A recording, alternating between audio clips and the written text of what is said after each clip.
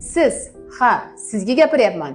Aynan sizda shu muammo bor. 21-asrning eng xavfli va achinarli holatlaridan biri 18+ axloqbuzar videolarni ko'rganlarni nimalar kutyapti? Keling sizga tushuntiraman.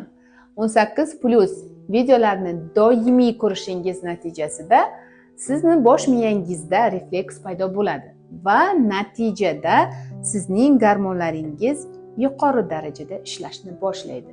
Va bu jarayon vaqtida siz o'zingizni baxtli his qila boshlaysiz. Sizda 3 oy, 5 oy, 1 yil davomida gormonlaringiz muntazam zo'riqib ishlash natijasida keyinchalik u susayishni boshlaydi. Gormonlaringiz pasayishi oqibatida jinsiy hayotingizda o'zingizdan va juftingizdan kamchiliklar qidira boshlaysiz. Juftingizga bo'lgan xohishingiz pasayadi. Natijada erkaklarda impotensiyaga va bepishlikka, prostata rakiga, ayollarimizda tuxumdonlar rakiga, bepishlikka olib keladi. O'ylaymanki, bu video aynan siz uchun foydali bo'ldi. Bu videoni do'stingizga ham ulashib qo'ying. Kommentariyada o'z fikringizni qoldiring. Sizlar bilan Dr. Agzamova.